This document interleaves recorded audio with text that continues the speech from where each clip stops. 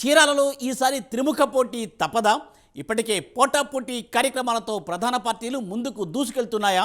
కూటమి తరఫున ఆమంచి స్వాములు పోటీ చేస్తే చీరాలలో సంచలన ఫలితాలు ఖాయమా? కూటమి అభ్యర్థిని ఎదుర్కొనేందుకు వైసీపీ ఏ విధంగా ముందుకు వెళ్లనుంది?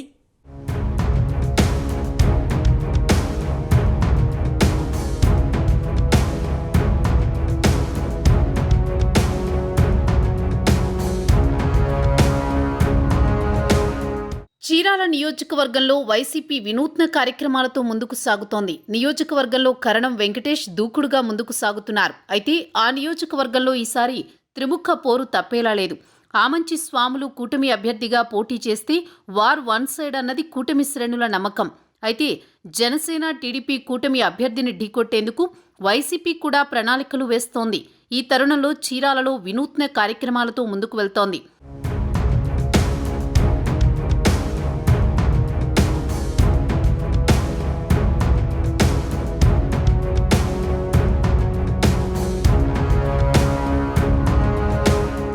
చీరాల నియోజకవర్గంలో సామాజిక సాధికార బస్సు యాత్ర స్థానిక గడియార సంఘం సెంటర్ నందు నిర్వహించారు.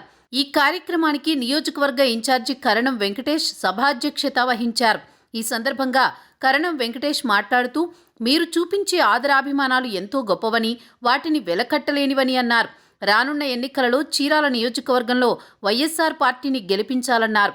తనకు రోడ్డు ప్రమాదం జరిగినప్పుడు ఎంతో మంది హైదరాబాద్ వచ్చారని, ఫోన్ ద్వారా యోగక్షేమాలు తెలుసుకున్నారని, తన పేరు మీద పూజలు చేశారని, వారికి పేరు పేరున ధన్యవాదాలు తెలియజేస్తున్నానని అన్నారు.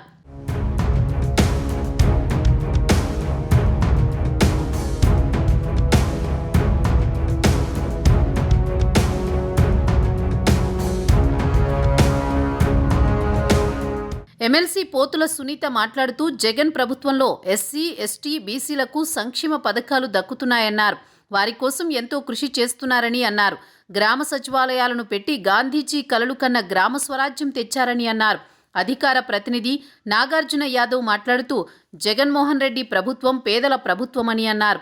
ఎంపీ నందిగం సురేష్ మాట్లాడుతూ, సామాజిక బస్సు యాత్ర సందర్భంగా చీరాల వచ్చినందుకు కరణం వెంకటేష్కు, కరణం బలరాంకు ధన్యవాదాలు తెలిపారు.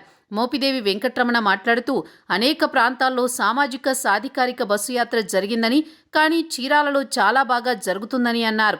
మేరుగ నాగార్జున మాట్లాడుతూ, జగన్మోహన్ రెడ్డి ముఖ్యమంత్రి అయిన తర్వాత సామాజిక న్యాయాన్ని తీసుకువచ్చారని అన్నారు.